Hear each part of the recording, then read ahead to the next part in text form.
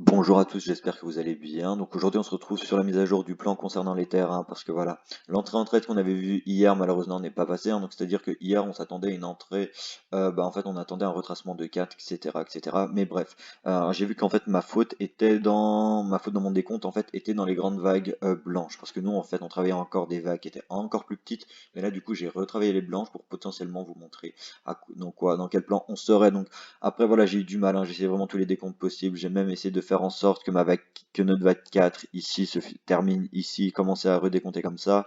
Mais en fait, du coup, ça ne donnerait pas vraiment de différence par rapport à ceci, hein. C'est-à-dire que même si on finit notre 4 à ce niveau-ci, en fait, ces 5 vagues blanches, en fait, seraient le sous-décompte, en fait, des vagues violettes. Donc, ça ne changerait pas grand-chose.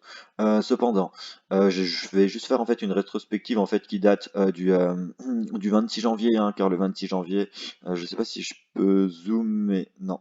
Le 26 janvier, écoutez, on était aux alentours des 1390 dollars et on attendait une zone de rachat au 12 012 pour par la suite, en fait, vous voyez, revendre ces TP-là. Et bah écoutez, s'il y en a qui sont rentrés en trade au niveau des 12 012, et bah écoutez, bravo à vous parce que là, franchement, tous les TP ont été pris, hein. C'est-à-dire que les 12 012, c'était la fin de notre triangle. Vous voyez là, 12 012, on est même allé chercher un peu plus bas là, les 12 006, il me semble. Et ce qui fait que voilà, si vous avez tenu votre trade et que vous avez du coup potentiellement suivi ces TP en termes de Fibonacci, hein, là on parle pas des prix, mais en termes de Fibonacci, et actuellement vous avez déjà dépassé, enfin on a déjà touché le TP des 261,8, donc trade ultra rentable. Franchement, ça fait plaisir, hein. Vous voyez, c'était voilà, en date du 26 janvier, on est le 21 février. Franchement, un trade qui a tenu sur un mois, mais franchement, ratio incroyable et franchement, ça fait plaisir. Bon, actuellement, là, je vais du coup vous montrer du coup le plan alternatif que je pourrais en faire. Donc, c'est-à-dire que là, on aurait du coup déjà notre 3 en blanche qui se développerait. Bon, ici. Que faire? Donc, je vais peut-être passer en horaire, voir si c'est un peu plus simple. Hop là, voilà, comme ceci. Donc bon, là on pourrait déjà du coup potentiellement partir du principe qu'on a déjà en fait un bas de 2 qui s'est réalisé ici. Donc je vais même en fait tout décaler parce que visuellement ça va déranger un petit peu. Ah non, c'est pas ça que je voulais décaler par contre. Hop là, vous voyez ceci, voilà, ça j'y mets là, et voilà. Bon, une fois que ça c'est fait, voilà. Du coup, on va commencer à sous-décompter cette. Je vais même passer en 2 heures, ce sera plus simple. On va du coup commencer à sous-décompter cette vague 3. Donc, moi, actuellement, en fait, pour moi, on a déjà fait une vague 1 et potentiellement déjà la vague 2. Potentiellement, en fait, la vague 2, elle est déjà finie, hein. Donc, c'est-à-dire que je vais vous montrer ça. Donc là, je prends mes vagues. Je me prends. Voilà, je me place. On va pas mettre ça en blanc, hein, il y a déjà trop de blanc. On va mettre ça en violet. Donc, je pars comme ceci. En violet, en bleu. Je pars comme ceci. Ah non, là, qu'est-ce que je fais? Pardon, attendez. Hop là, c'est pas ça que je voulais faire. Voilà. Donc, on part en 1. On va chercher une 2. On part en 3. On va prendre une 4. Et enfin une 5. Donc voilà. On a nos 5 vagues du coup qui composent notre grande vague. On va mettre ça en minuscule. Ça, je vais peut-être du coup y mettre un peu en retrait. On va parler des vagues blanches. Non, pas en retrait comme ça. On va parler un peu des vagues blanches du coup. Voilà. Des vagues bleues, pardon. Donc ici, est-ce qu'on aurait du coup déjà potentiellement en fait fini notre vague 1 en bleu? Bon, on sait qu'on doit avoir un retracement entre les 50 et les 61,8% de Fibonacci. Alors à ce moment-là, je prends mon Fibo, je me place avec l'aimant en racine de 1.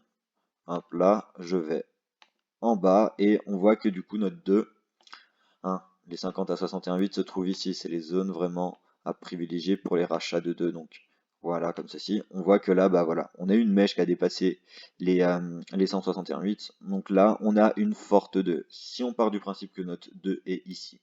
Cependant, qu'est-ce qu'on pourrait avoir comme possibilité? On pourrait s'attendre encore à une 2 qui peut encore potentiellement s'étendre, hein. Donc c'est-à-dire qu'on pourrait avoir en fait quelque chose se faire comme ceci, soit en ABC, soit en WXY, donc soit en zigzag, soit en en ABC flat, donc c'est ce que je montre à l'écran, ou alors une WXY, mais bon, on va pas parler encore vraiment du sous-décompte de ces vagues-là, on va s'intéresser aux vagues bleues. Donc une fois que du coup j'ai Donc voilà, là j'ai mis en avant du coup le potentiel décompte auquel auquel on pourrait s'attendre pour la 2. Cependant, là je vais faire avec ce que j'ai à l'écran. Étant donné que j'ai déjà une potentielle fin de 2 vu qu'elle a retracé à ce niveau-ci, je vais placer ma fin de 2 là. Mais comme dit, hein, on devrait quand même s'attendre à qu'elle se développe encore un peu plus. Cependant, en partant de ce principe-là, après, vous l'aurez compris, hein, si vous voulez du coup calculer des fibos par rapport à ces vagues-là, et ben si on voit qu'on refait une dernière vague, et ben il faudra qu'on place notre bas de 2 au réel plus bas qui aurait été fait avec la dernière vague, et on va par la suite placer son Fibonacci avec. Donc, ici, je prends ma prolongation, je me place en racine de 1, je monte en sommet, et je redescends à la racine, du coup, qui a touché, qui a même dépassé les 61,8% de Fibonacci. Alors, attendez, je vais juste voir. Hop là, voilà. Donc voilà, là c'est bon. Donc nos objectifs de 3, je le rappelle, sont les 161,8% de Fibonacci, les 261,8 et les 300 et les 423,6. Donc je vais déjà quand même placer les deux premiers. Voilà. On va mettre ça en rouge puisque c'est des zones du coup de revente pour nos trades, hein. Donc là on parle pas des terres qui sont vraiment sur votre spot. On parle pas de vos réels Ethers, hein. C'est toujours des Ethers à crédit ou à effet de levier. Donc voilà, ne vendez pas vos vrais Ethers. En tout cas, enfin après vous faites ce que vous voulez, mais c'est pas une vidéo qui est faite pour ça en tout cas. Bon, ici on voit qu'on a deux TP majeurs qui se trouvent aux alentours. Donc là, je vais juste parler un peu en termes de prix hein, pour qu'on ait une petite idée sur l'exchange de Binance. Mais on se trouve aux alentours des 2400. Donc bon, bah écoutez, ça fait plaisir. Hein. 2400 $. Un deuxième TP, oula, non, c'est pas ça que je voulais prendre. Et un deuxième TP, voilà, qui se trouve aux alentours des 2800. Bon, on va quand même afficher les 423.6 hein, parce qu'on sait jamais, mais vraiment, moi pour les 423.6, généralement, après voilà, c'est mon avis personnel, je laisse vraiment un tout petit bag, hein, c'est-à-dire que j'essaye de revendre une majorité à ces deux TP là, et bon après aussi ça dépend du sous-décompte que j'en fais hein, aussi, mais bon, généralement voilà, je fais comme ça, TP majeur ici, TP majeur ici, on laisse courir un peu si jamais on va taper les 423.6, et bien sûr, comme d'habitude, petit TP de sécu à ce niveau-ci au 161,8. Bon. Partons du principe que notre 3 va être vraiment très très classique et qu'elle va se finir au 161,8% de Fibonacci. À ce moment-là, étant donné qu'on a eu une 2 assez puissante, on va avoir une 4 qui sera faible. Oh là, attendez, je vais juste déplacer je vais déplacer la vague carrément. Voilà. On aura une 4 qui sera faible. Ah non, c'est même pas assez d'ailleurs. Donc une 4 faible, c'est une vague 4 qui retrace au 23,6% de Fibonacci. Elle peut, mais c'est pas vraiment le cas. Aller à toucher les 38,2, mais comme dit, hein, on va privilégier du coup le retracement des 23,6% de Fibonacci pour ce rachat de 4. Donc là, ce qui nous ferait une entrée aux alentours, en bas, on le voit, hein, des 2270 $. Donc je vais même mettre ça en vert pour montrer qu'après on rentre, si jamais il y en a qui veulent rentrer à ce niveau-ci. Et comme dit, après par la suite, on va travailler notre extension de 5. On va voir quels sont du coup les objectifs à attendre. Donc là, on se place en racine, on monte en 1, on descend en 4, et on voit que nos objectifs de 5, et bah déjà en fait, et c'est ça qui va être fou en fait, c'est que ça vous voyez c'est vraiment les TP en fait des grandes vagues que j'avais, des vagues justement de degrés blancs, voire celle-ci que j'avais mis en évidence.